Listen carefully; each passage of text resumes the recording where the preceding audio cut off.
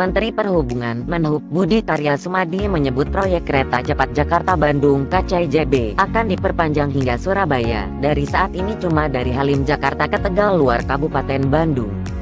Ia mengatakan dengan kereta cepat, maka rute Jakarta ke Surabaya bisa ditempuh hanya dalam waktu 4 jam sehingga bisa bersaing dengan pesawat udara. Di saat bersamaan, pemerintah bersama Jepang juga tengah berencana membangun kereta semi cepat Jakarta-Surabaya.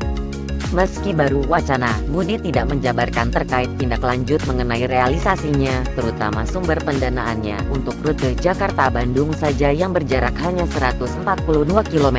Biaya yang dikeluarkan mencapai ratusan triliun, apalagi Jakarta ke Surabaya mencapai hampir 800 km, bisa-bisa akan membutuhkan biaya lebih dari 500 triliun rupiah.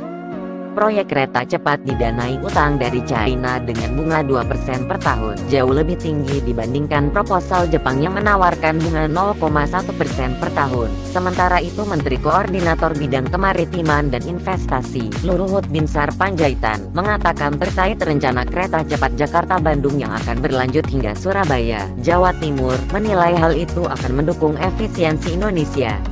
Namun, Luhut tidak menjelaskan secara gamblang investor mana yang akan menggarap proyek tersebut. Proyek kereta cepat Jakarta-Bandung digarap oleh China dengan pinjaman dari China Development Bank. Sementara jika memilih Jepang, pendanaan lazimnya akan dilakukan melalui utang Japan International Cooperation Agency (JICA). Kita sebagai rakyat tentu terperangah dengan rencana proyek pembangunan kereta cepat Jakarta-Surabaya. Apalagi kereta cepat Jakarta-Bandung hingga saat ini belum bisa kita nikmati dan akhirnya harus menggunakan uang rakyat atau APBN.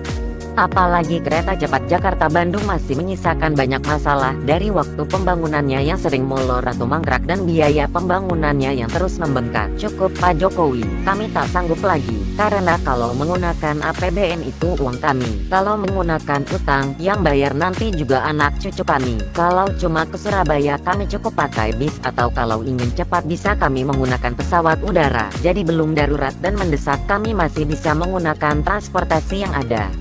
Kalau seandainya kita memang punya uang banyak, berikanlah untuk modal kerja rakyat miskin, supaya mereka bisa berusaha dan tidak miskin lagi serta terangkat kelas kehidupannya. Pemerintah bergelimang dana, rakyat pun sejahtera. Kita akan menjadi negara superpower mini dan punya utang terkecil di dunia seperti kata Pak Luhut Binsar Panjaitan.